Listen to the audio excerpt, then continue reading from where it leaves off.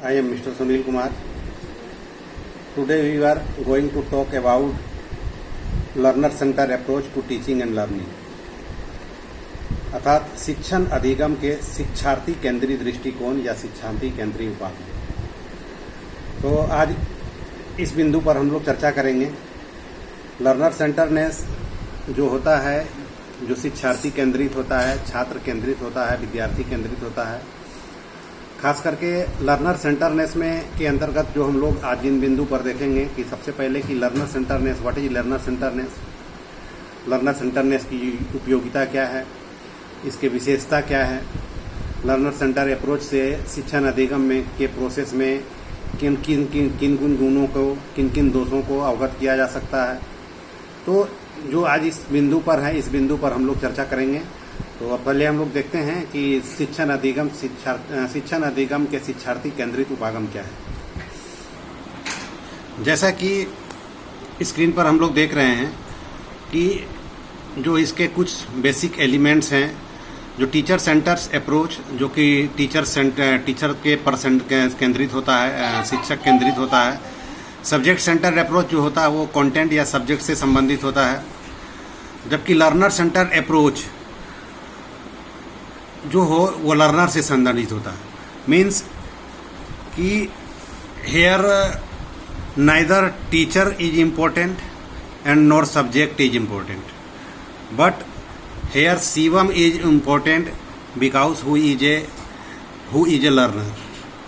Means कि teacher शिक्षक केंद्रित जो होता है, जिसमें शिक्षक के अंतर्गत जो है जो शिक्षण अधिगम प्रक्रिया वो शिक्षक के केंद्रित के अनुसार होती है। सब्जेक्ट जो सेंटर्स होते हैं उसमें विषय के अनुसार जो है विषय केंद्रित होती है, जबकि लर्नर सेंटरनेस अप्रोच जो होता है वो एक विद्यार्थी के दृष्टिकोण से और लर्नर के दृष्टिकोण से बहुत ही इम्पोर्टेंट होता है। और ये पूरी जो शिक्षण अधिगम प्रक्रिया है इसी के अराउंड जो है घूमती है।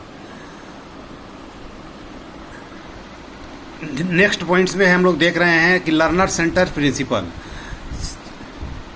की जो है खास करके शिक्षार्थी केंद्रित उपागम के कौन कौन से सिद्धांत हैं, जो जैसा कि हम लोग देख रहे हैं कि सीधा लर्नर सेंटर के जो क्या क्या प्रिंसिपल है, ये किन सिद्धांतों पर आधारित होता है। तो शिक्षार्थी केंद्रित जो होता है, जो लर्नर सेंटर होता है, जिसका जो है सिंपल जो है अगर अपनी साधारण भाषा में कहें तो यहाँ जो शिक्षक जो होता है जस्ट एक फैसिलिटेटर का रोल्स अदा करता है। मीन्स ए टीचर जो क्लासरूम में होगा, a teacher how to create a good environment, then the student learn his own thinking. Means शिक्षार्थी जो है खास करके वो उस माहौल, शिक्षार्थी को यहाँ पर एक ऐसा माहौल प्रदान किया जाता है जिसमें बच्चा वास्तविक जीवन की गतिविधियाँ और जो समान क्लासरूम लर्निंग है उन दोनों को सामंजस्य करके कुछ नया कुछ सीखे। तो इसके कुछ आधारभूत सिद्धांत है जो आपको हम लोग देख रहे हैं। इसको हम लोग एक एक तथ्यों को हम लोग देखते हैं। जो पहला तथ्य है हमारा, let's learner construct there on plans. Means इसमें शिक्षार्थी जो होते हैं उसमें अपना प्लान जो है वो खुद करते हैं। दूसरे जो प्रमुख बिंदु है जिसमें coach learner to expert performance, यानी जो शिक्षक होते हैं या जो लर्नर होते हैं तो उनके जो बेस्ट परफॉर्मेंस होते हैं या बेस्ट परफॉर्मेंस कैसे करें उसके सराउंडिंग जो है वो इन्वायरमेंट तैयार करते हैं। इनकरेज मल्टीपल पर्सपेक्टिव्स, एक शिक्षक जो है बच्चे के शिक्षार्थी को किस प्रकार मोटिवेट करे ताकि उसका ऑलराउंड डेवलपमेंट हो सके। तो guidance learner to think like an expert, जो गाइड जो होंगे या जो लर्नर्स होंगे वो एक किस प्रकार एक ऐसा माहौल प्रदान किया जाए जो एक एक्सपर्ट के टाइप में वो सोचे और खास रूप में क्लासरूम में जो है वो खुद से सीखे और एक अच्छा माहौल तैयार कर सके। जो नेक्स्ट पॉइंट्स है, इवेल्युएट लर्नर थिंकिंग प्रोसेस, अर्थात सीखने की सोच के प्रक्रिया का मूल्यांकन करना है कि वास्तव में जो बच्चे आते हैं वो क्या सीख रहे हैं और किन किन सिद्धांतों को सीख रहे हैं, जिसमें उनमें सीखने में खास रूप में क्लासरूम का, शिक्षक का और आउटसाइड जो लर्निंग होगा, उन तीनों का सामंजस्य करके विद्यार्थी कैसे सीखता है। अब हम लोग देखते हैं learner centre approach to teaching and learning के अंतर्गत में देखते हैं लर्नर सेंटर के क्या क्या कैरेक्टरिस्टिक्स हैं या लर्नर सेंटर की कौन कौन सी भूमिका है। तो the approach directed towards the learner often known as learner centred approach, अर्थात शिक्षार्थी के प्रति निर्देशित दृष्टिकोण को अक्सर विद्यार्थी केंद्रित या शिक्षार्थी केंद्रित दृष्टिकोण के रूप में ही माना जाता है। Activity based learning is an essential aspect of learner centre approach. यह पॉइंट जो है खास करके इस लर्नर सेंटर अप्रोच से बहुत ही इम्पोर्टेंट है। एक्टिविटी बेस्ड लर्निंग मतलब सीधा है कि जैसे collaborative learning, cooperative learning, group learning, ये इसके एग्जाम्पल हैं कि बच्चा जो है जो भी क्लासरूम में जो लर्निंग करता है तो निश्चित रूप से एक शिक्षक द्वारा उसको एक ऐसा वातावरण तैयार करे ताकि वो बच्चे एक दूसरे के परस्पर सहयोग से भी कुछ सीखे, कुछ नया आइडिया आए और ख़ास करके वो इसके लर्निंग के तहत आगे बढ़े। तो ये जो प्रमुख बिंदु हैं जो खास करके लर्नर से सेंटर अप्रोच के अंतर की विशेषताएं के अंतर्गत में हैं।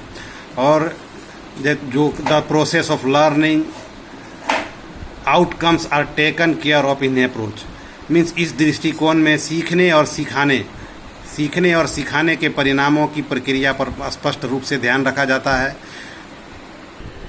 लर्नर सेंटर अप्रोच के कुछ मूलभूत पिक्चर्स हम आपको दिखाते हैं और आप उस पिक्चर्स को देखिए और देखने के बाद समझिए कि हर पिक्चर में क्या सिमिलरिटी है, हर पिक्चर में क्या डिफरेंसेस है और ख़ास करके यहाँ लर्नर जो है किस प्रकार से जो है क्लासरूम में वो सीखता है। तो सबसे पहले हम देखते हैं स्क्रीन पर जो पहली तस्वीर जो हम लोग देख रहे हैं, जो teachers and teaching through story telling and role playing method, अर्थात यहाँ जो शिक्षक जो होते हैं जस्ट एक कहानी कथन विधि द्वारा या ड्रामेटाइजेशन नाटकीकरण विधि द्वारा जो है बच्चों को सिखाने का प्रयास कर रहे हैं। इस पिक्चर्स को आप देखिए।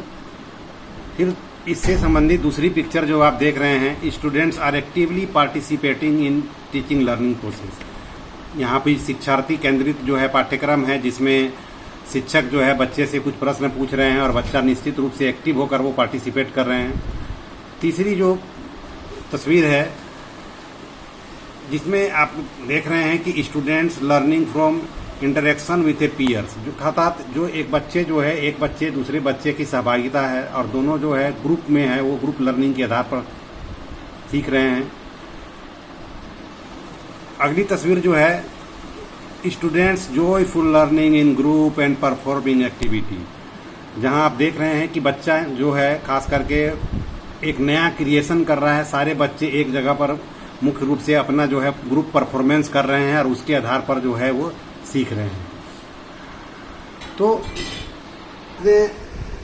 अभी जो पिक्चर्स देखें, आप जो भी चारों पिक्चर्स देखें, आप गौर किए होंगे कि इस चारों पिक्चर्स में जो है, इस चारों तस्वीर में जो है एक चीज़ बहुत ही कॉमन है और वो कॉमन क्या है कि यहाँ स्टूडेंट्स जो है बहुत एक्टिवली जो है पार्टिसिपेटिव लर्निंग में जो है भूमिका अदा कर रहे हैं। अर्थात जो प्रोसेस ऑफ लर्निंग है वो बहुत ही इंजॉय करके जो है बहुत ही इंजॉइंग तरीका से, मतलब बहुत ही आनंद पूर्वक वो इंजॉय कर जो है खास करके वो सीख रहे हैं। लर्नर सेंटर्ड अप्रोच यानी शिक्षार्थी केंद्रित उपागम मुख्य रूप से ऐसे ही कुछ पृष्ठभूमि, ऐसे ही जो है शिक्षण अधिगम प्रक्रिया क्लासरूम में शिक्षक को करनी है और उसके अंतर्गत में जो है इसमें जो शिक्षक होंगे वो क्लासरूम में एक किस हिसाब से एक ऐसा इन्वायरमेंट तैयार करेंगे जिसमें बच्चे जो है वो खास करके जो वो प्रकृति के द्वारा या घर में या जो खास करके अपने एक वातावरण में जो कुछ सीखे हैं और शिक्षक के द्वारा जो विद्यालय में सिखाया जाता है, दोनों को कोलैबोरेट करके वो जो है नई शिक्षण अधिगम प्रक्रिया को प्राप्त करें, नई कुछ वो जो है कुछ नई टाइप्स के जो है लर्निंग को वो सीखें। तो निश्चित रूप से लर्नर सेंटर्ड अप्रोच जो होता है मुख्य रूप से जो विद्यार्थी, ये सिर्फ विद्यार्थी के दृष्टिकोण में ही रखकर जो है शिक्षण अधिगम प्रक्रिया को पढ़ाया जाता है या शिक्षण अधिगम प्रक्रिया का संपादन किया जाता है। शिक्षण अधिगम प्रक्रिया के अंतर्गत जो शिक्षार्थी होते हैं, मुख्य रूप से शिक्षक का जो मुख्य रूप से जो केंद्र बिंदु होता है वो शिक्षार्थी के अंतर्गत में रख के शिक्षार्थी से शिक्षण अधिगम प्रक्रिया को संपादित किया जाता है। यहाँ नेशनल करिकुलम फ्रेमवर्क 2005 की अगर हम बात करें तो नेशनल एनसीएफ ये कहता है कि बच्चा का जो है वो लर्निंग जो है बिल्कुल जो है बर्डन लर्निंग जो होना चाहिए वो विदाउट बर्डन होनी चाहिए, और जो लर्निंग होनी चाहिए वो खास करके जो क्लासरूम लर्निंग के साथ साथ बाहर के जो वातावरण है ऑलराउंड डेवलपमेंट यानी बच्चों के सर्वांगीण विकास से संबंधित होनी चाहिए। हम यहाँ एक पिक्चर्स आपको खुद दिखा रहे हैं जहाँ एक शिक्षक जो है मुख्य रूप से शिक्षण अधिगम प्रक्रिया में कैसे जो है संपादित करते हैं। जैसा कि हम स्क्रीन पर देख रहे हैं कि teacher as a facilitator and guide in the teaching learning process and not an instructor. इसकी तात्पर्य इससे है कि शिक्षक जो है यहाँ पर एक फैसिलिटेटर के रूप में, एक मार्गदर्शक के रूप में प्रोवाइड करा रहा है, बच्चों को एक ऐसा इन्वायरमेंट प्रस्तुत कर रहा है जिससे बच्चा क्लासरूम के साथ साथ जो बाहरी वातावरण में सीख के आए हैं उनको कोलैबोरेट करके कुछ नया सीख सके। और इसके अंतर्गत में जो है नेक्स्ट पॉइंट में है हमारा जो इसके कुछ गुण हैं जो आपको देख रहे हैं, और जिसके अंतर्गत जो तो खास करके लर्नर सेंटर अप्रोच के जो खास करके क्वालिटी हैं या जो गुण हैं वो है कि इसके तहत जो सीखने सिखाने में जो है ये एक बहुत ही सरल प्रक्रिया है। खास करके दूसरी रूप में है कि यह विद्यार्थी केंद्रित होता है। शिक्षक जो है विद्यार्थी के दृष्टिकोण को रखकर जो है क्लासरूम में टीचिंग लर्निंग करते हैं, और यहाँ पर शिक्षक जो है एक फैसिलिटेटर का काम करते हैं, वह एक इंस्ट्रक्टर का काम नहीं करते। मीन्स यहाँ शिक्षक जो है एक ऐसी सुविधा मुहैया कराते हैं जिसमें बच्चा जो है निश्चित रूप से कुछ सीखे और अच्छी चीज़ों का उपार्जन कर सके। तो इसके अंतर्गत जो कुछ विशेषताएं हैं जो आप स्क्रीन पर देख रहे हैं, छात्रों students learn from interaction with their peer opportunity and provided to the student for questioning, explanations and experiments। अर्थात छात्र की पाठ्यचर्या जो खास करके विद्यार्थी के आपस के इंट्रोडक्शन करके आपस का जो है उसके वर्णन करके एवं प्रयोगात्मक के रूप से मुख्य रूप से उनको सीखना होता है। मूल्यांकन प्रक्रिया जो होती है इसमें बहुत ही सरल होता है। तो जो कुछ जो खास करके जो इनके कैरेक्टरिस्टिक हैं, जो विशेषताएं हैं, वो हम जो है इसके अंतर्गत में कुछ सीखते हैं। यहाँ ध्यान देने वाली एक बहुत ही इम्पोर्टेंट बात है कि जो assessment is a part of teaching learning process and children are assessed in course of doing the activity. अर्थात मूल्यांकन जो होता है ये शिक्षण की एक प्रक्रिया का एक हिस्सा है जिसमें बच्चे जो हैं जो डिफरेंट टाइप्स के एक्टिविटी, डिफरेंट टाइप की गतिविधि करने के दौरान वो सीखते हैं। अतः इसमें जो खास करके जो फॉर्मेटिव इवेल्यूशंस होते हैं या और उसमें इसका जो है ज़्यादातर जो रोल्स होता है, इसमें बच्चे कोऑपरेटिव लर्निंग के आधार पर, कोलैबोरेटिव लर्निंग के आधार पर या जो है जो एक्स्ट्रा कोकुलर एक्टिविटी के आधार पर बच्चे जो है सीखते हैं, और उसमें जो है शिक्षक जो होते हैं एक फैसिलिटेटर के रूप में कार्य। इनके कुछ एडवांटेज भी हैं जो आप देख रहे हैं कि एडवांटेज के अंतर्गत में जो हैं ये टास्क आधारित शिक्षा है, और ख़ास करके इसमें छात्र जो है छात्र को ध्यान में रखकर जो है शिक्षण अधिगम की प्रक्रिया को संपादित किया जाता है। इसमें जो है छात्र जो है स्वतंत्र होते हैं तथा अपने अनुकूल जो है वातावरण बना के शिक्षक के सहयोग से एक जो है वो कुछ सीखते रहते हैं। तो निश्चित रूप से इसमें जो है इसके कुछ एडवांटेज होते हैं जिसमें बच्चे जो होते हैं स्वतंत्र होकर शिक्षक से प्रश्न भी पूछते हैं, और ख़ास करके अपने जो सहयोगियों से वो परस्पर साथ में रहकर भी वो नई चीज़ों को वो सीखते हैं। इसके जो मुख्य रूप से जो डिसएडवांटेज हैं, there have been criticism that task-based learning is not appropriate as the foundation of a class for beginning students. Others claim that students are only exposed to certain form of language and are being neglected of others, such as discussion or debate. Teacher may want to keep these in mind when designing a task-based learning lesson plans. अर्थात इसको जो है इसके कुछ जो आलोचनाएं के अंतर्गत में है कि बहुत सारे जो स्कॉलर्स हैं, बहुत सारे जो खास करके इसके जो डिसएडवांटेज की कहा जाता है कि जो डिबेट या जो वाद विवाद शिक्षण है या जो ग्रुप लर्निंग है, मुख्य रूप से इसमें जो है शिक्षक जो है जिस अनुपात में शिक्षक का जो प्रमुख रोल होना चाहिए उस अनुपात में वो रोल नहीं कर पाते, जिसमें बच्चे को जो है खासकर जो परस्पर लर्निंग जो है नहीं हो पाती है, और ख़ास करके जो इसी के जो ये चर्चा या एक नया बहस का रूप ले लेता है। तो इसके कुछ डिसएडवांटेज हैं। तो निश्चित रूप से ये कहा जा सकता है कि जो शिक्षार्थी केंद्रित उपागम है, निश्चित रूप से ये इसमें विद्यार्थी के को दृष्टिकोण में रखकर ही जो है शिक्षण अधिगम की प्रक्रिया को संपादित की जाती है।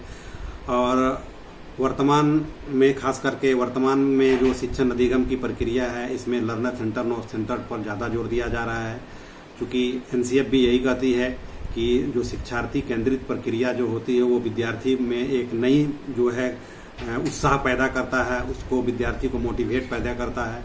तो निश्चित रूप से हमने इसके विशेषता, इसके गुण और उनके दोषों को भी दिए, और आप इसको डिटेल्स में पढ़िए। फिर जो भी इससे रिलेटेड कुछ अगर समस्या हो तो आप हमें ऑनलाइन के माध्यम से या ऑनलाइन क्लासेस के माध्यम से हमें संपर्क करें। तब तक फिर आपके लिए धन्यवाद। Thank you.